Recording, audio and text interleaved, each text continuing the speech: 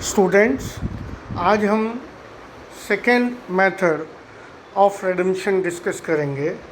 Redemption of debenture out of profit. जैसा कि मैंने पहले आपको बताया था, रिडेम्पशन दो तरह से हो सकता है। उसके दो सोर्सेज होते हैं। एक होता है आउट ऑफ कैपिटल, पूंजी में से शोधन, और दूसरा होता है लाभों में से शोधन, मीन्स आउट ऑफ प्रॉफिट। तो आज हम डिस्कस करेंगे redemption of debenture out of profit. और प्रॉफिट में से रिडेम्पशन करने के लिए एक स्पेसिफिक अकाउंट खोला जाएगा कंपनी लॉ के प्रोविज़न के अनुसार, और उस अकाउंट को कहते हैं हम डिबेंचर रिडेम्पशन रिजर्व अकाउंट, जिसे शॉर्ट में हम कहते हैं DRR अकाउंट। तो जब भी आपको लाभों में से शोधन करना है, रिडेम्पशन करना है, तो सबसे पहले आपको लाभों में से जितना रिडेम्पशन करना है उतना हिस्सा आपको डिबेंचर रिडेम्पशन रिजर्व अकाउंट में ट्रांसफ़र करना पड़ेगा। अब उसमें सामान्य तौर पर कंपनी क्या करती है कि जैसे मान लीजिए 5 साल बाद रिडेम्पशन करना है डिबेंचर का, तो हर साल किस्तों में एक निश्चित राशि DRR अकाउंट में ट्रांसफ़र कर देती है, जिससे कि 5 साल के बाद में उतना पैसा उस DRR अकाउंट में हो जाए जिससे कि हम उसका रिडेम्पशन कर सकें।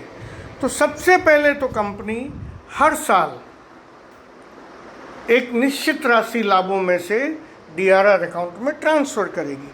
तो जो सबसे पहली एंट्री जनरल एंट्री है, on transfer to debenture redemption reserve account, ये लाभ को हस्तांतरित करने की एंट्री है, और ये एंट्री है surplus account debit to debenture redemption reserve account. तो इससे क्या हुआ, जो प्रॉफिट का वो निश्चित हिस्सा है वो DRR अकाउंट में ट्रांसफ़र हो गया। अब ये जो पैसा आपने DRR अकाउंट में ट्रांसफ़र किया है, कंपनी क्या करती है, इसको कहीं इन्वेस्ट करती है।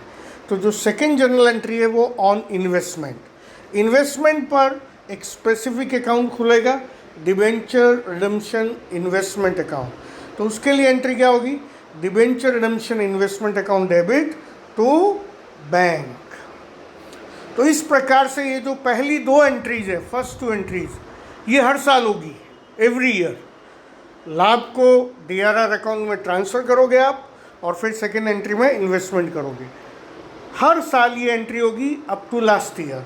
और फिर लास्ट ईयर में, अंतिम वर्ष में क्या होगा, जो भी आपने इन्वेस्ट कर रखा है पैसा, उस इन्वेस्टमेंट को आप क्या करेंगे, सेल कर देंगे, और इन्वेस्टमेंट को सेल करने पर जो पैसा आएगा उसको डिबेंचर्स को रिडीम करने में काम ले लेंगे।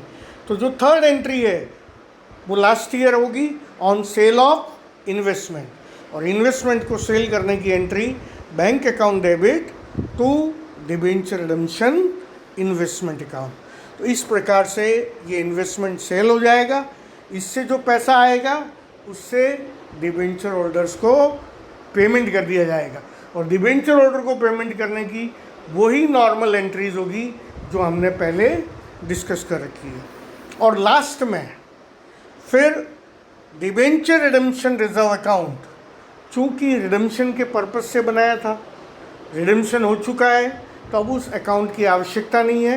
तो डिबेंचर रिडेम्पशन रिजर्व अकाउंट में जो भी बैलेंस पड़ा है उसको हम जनरल रिजर्व में ट्रांसफ़र कर देंगे, और उसके लिए एंट्री क्या होगी, debenture redemption reserve account debit to general reserve account. तो ये इस प्रकार से डिबेंचर्स का रिडेम्पशन आउट ऑफ प्रॉफिट होगा। तो आज हमने redemption of debenture out of profit discuss किया है। नेक्स्ट मेथड हम नेक्स्ट लेक्चर में डिस्कस करेंगे। Thank you.